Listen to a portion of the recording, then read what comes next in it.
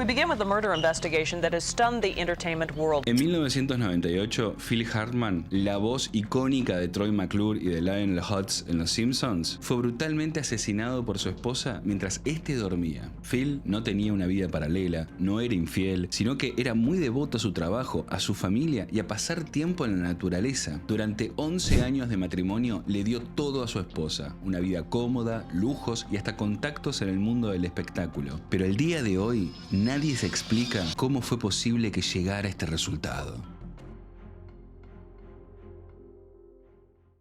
I can't cheat on my wife. She's psychic. If I look at another woman, she comes home. Who's Laura? I go, I didn't get a name. She's a Sagittarius, you know. Okay.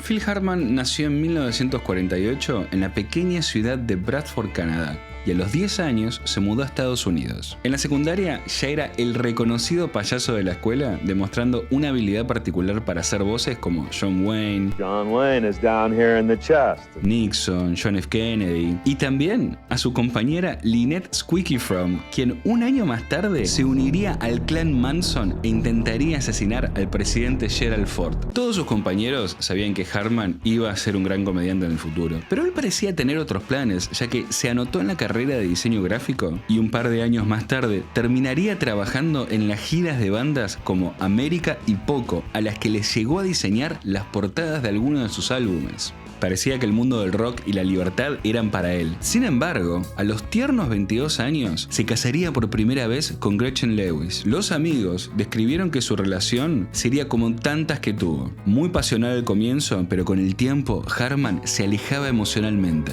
Y así fue que el matrimonio solo duró 2 años. Los amigos también lo describían como dos personas. Una, que era la extrovertida, que se conectaba con todos, y la otra era mucho más profunda, pero a la que nadie podía acceder. Pero para 1975, Hartman sentía que algo le faltaba en su vida, y comenzó a frecuentar shows de comedia. Luego de participar como público en un show de improvisación de Groundlings en Los Ángeles, fue invitado a formar parte del grupo en el que desarrolló grandes personajes y habilidades como actor. Curiosamente, un compañero de este grupo era Paul Rubens, con quien crearon el famoso personaje de Pee Wee Herman, y hasta actuó en su show por muchos años como el Capitán Carl. Mientras las posibilidades se le abrían a Hartman, volvió a casarse en 1982, esta vez con Lisa Strain, pero la fórmula del desastre se repitió una vez más. Al comienzo era todo muy pasional, pero rápidamente Hartman se alejó emocionalmente de ella. De hecho, a las 2 semanas le dijo: tenés que buscarte tu propia vida.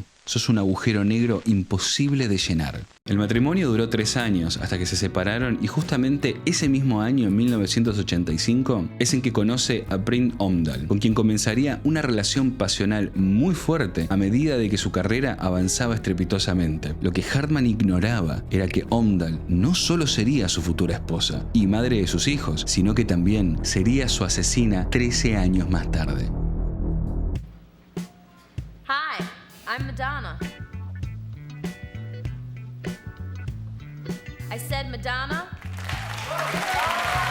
1985 es recordado como el peor año del show de comedia Saturday Night Live. Ni siquiera la aparición de Madonna y actores como Robert Downey Jr. o Jon Lovitz lograron que el programa se mantuviera a flote, al punto tal de que estuvieron cerca de cancelarlo. Pero todo cambiaría en 1986, cuando Lorne Michaels cambiaría casi todo el reparto, trayendo nuevos talentos como Dana Carvey y el propio Phil Hartman. Ese año, la versatilidad y frescura de Hartman hicieron revivir a Saturday Night Live, dándole un papel preponderante. Después de años de pelearla como actor, finalmente lograba tener un trabajo estable muy bien pago a medida de que ganaba cada vez más notoriedad en el mundo del espectáculo. For a second, I'm a little parched from the jog. Sir, we've only been jogging for 3 blocks. Y tal vez fue esa estabilidad la que lo llevó a arriesgarse a un tercer matrimonio con la esperanza de que quizás esta vez las cosas sí funcionaran. Según cuentan sus amigos, Hartman estaba maravillado con la belleza de Bryn. Lugar al que entraban, ella se llevaba todas las miradas, y eso era algo que a él le gustaba. Se sentía una estrella completa teniéndola al lado. 2 años después de casarse, Bryn dio a luz a su primer hijo. Es el mismo año en que Hartman ganó un Emmy por su labor en Saturday Night Live. Parecía que la vida al fin le sonreía, pero puertas para adentro, la realidad era mucho más oscura. Harman mantenía una relación de amistad con Lisa, su segunda ex esposa, y luego del nacimiento de su hijo, él la llamó para contarle y compartir la feliz noticia, por lo que Lisa le escribió una carta en la que dice estar muy feliz y que si necesitan una babysitter, la tía Lisa con mucho gusto estará ahí para ayudarlos. A los pocos días, Lisa Strain recibió una respuesta por parte de Brin, la cual se sentó a leer con mucha alegría, ignorando lo que esta contenía. En la carta, Brin le dice básicamente: no te acerques a mi familia o te juro que lo vas a lamentar. Sin poder entender qué era lo que estaba pasando, Lisa se contactó una vez más con Harman y le preguntó sobre la carta, y este solo alcanzó a responderle: bueno, tendrías que haber visto la otra carta que te quería enviar. Pero Brin era muy celosa y territorial, especialmente con Phil. The phone, never wanted to meet the second one. Were they as beautiful as Bryn? No. Not in her league. I can't imagine. Para los años 90, muchos de los compañeros de Saturday Night Live tenían en claro de que Harman y Brin no eran la pareja perfecta como aparentaban ante las cámaras. Según cuentan, ella lo acosaba constantemente por los pasillos de la NBC donde grababan el show. Y eso no era todo, porque Brin estaba desarrollando una adicción a la cocaína que se estaba saliendo de control. Dana Kaufman, una de las escritoras de Saturday Night Live, cuenta que luego de una pelea con Phil, encontró a Brin tomando cocaína en el baño de la NBC. Y esto era apenas el comienzo de una tragedia anunciada. Phil's just been working like crazy and he's real cranky. Brin Omdahl era una chica de Minnesota que se había mudado a Los Ángeles con el sueño de ser estrella, pero como les pasa a muchos, ese sueño se estrelló contra la realidad. Brin tenía una personalidad muy llamativa y era verdaderamente hermosa, pero eso no bastaba porque carecía de las cualidades para ser actriz. Ella siempre pensó que estando con Phil, las puertas de Hollywood se le iban a abrir. Brian Mulhern, amigo de Harman, dijo en una entrevista con ABC que parecía una relación por conveniencia más que otra cosa. Él buscaba una mujer trofeo y ella alguien que le ayudara a tener una carrera. Y sobre esto, Brin le habría confesado a Dana Kaufman que Phil dice que si me quedo con él voy a ser una gran estrella. Pero ese estrellato nunca llegó. De hecho, Brin fue testigo de cómo la carrera de Phil ascendía estrepitosamente mientras que los años pasaban para ella y no lograba cumplir su sueño. Algunos sospechan de que las peleas que Brin iniciaba tenían más que ver con eso. Ella le reclamaba que le ayudara a conseguir papeles en la televisión o el cine, pero Harman parecía ignorarla cada vez más. Brin comenzaba a sentirse cada vez más encerrada en la casa y sola mientras tenía que educar a sus dos hijos. En una conversación con una amiga le llegó a decir: Phil se la pasa trabajando y nunca está para ayudarme, ni siquiera hacer las compras. Y lo peor, parecía que estaba a punto de llegar. Tonight, 70s leading man Troy McClure has finally met the woman of his dreams. We may remember... Woman?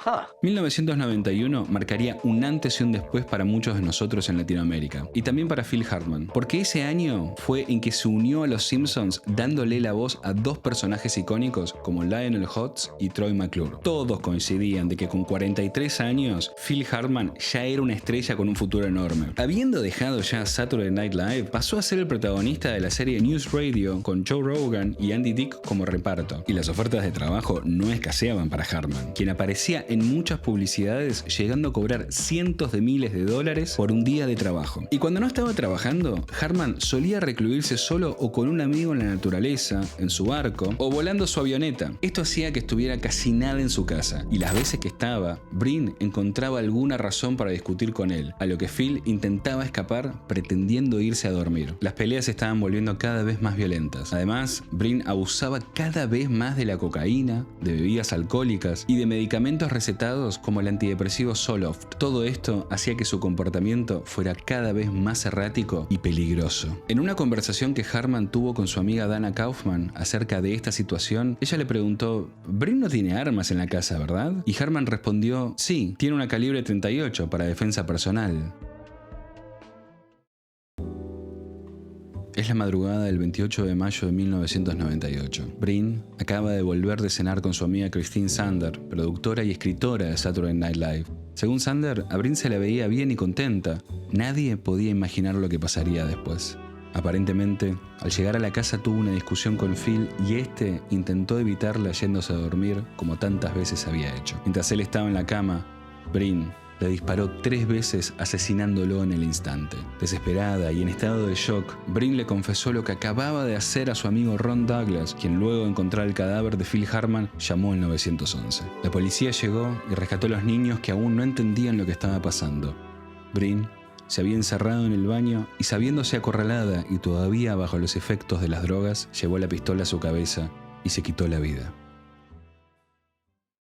La muerte de Phil Hartman sacudió a una nación entera, al mundo del espectáculo, como así también a sus amigos y a sus familiares. Un año después, en 1999, Gregory Omdahl, el hermano de Brin, denunció a Pfizer, la productora de la droga Zoloft, y al psiquiatra por haberle recetado esa droga que para él había desencadenado el brote psicótico que terminó con la vida de Hartman y de su hermana. El caso se resolvió fuera de la corte, sin admitir culpa alguna por parte del fabricante y con un pago modesto de $100.000. Sus personajes recurrentes en Los Simpsons, Troy McClure y Lionel Hutz, fueron retirados para siempre. Y el último capítulo en el que aparece Phil Hartman de la 10ª temporada, llamado Bart la Madre, está dedicado a él. El periodista Chris Turner publicó en su libro sobre la serie Planet Simpson que Troy McClure y Lionel Hutz representan la contribución más importante del show fuera del reparto permanente, y que es imposible imaginar la época dorada de Los Simpsons sin ellos. Y para 1998, Matt Groening había creado el personaje Zap Brannigan de Futurama especialmente para Hartman. Luego de su muerte, el papel fue otorgado a Billy West, quien hace las voces de Fry, del profesor, intentando asemejarse lo más posible al estilo de Phil Hartman. La vida de Phil Hartman fue de película y terminó tan abruptamente que a veces es difícil entender por qué, cómo pudo pasar algo así. Pero al menos siempre van a estar sus personajes ahí. Como dice Enrique Pinte, pasan tiempos peores, pasan tiempos mejores, pero quedan los artistas. Y eso es todo lo que tengo que decir al respecto.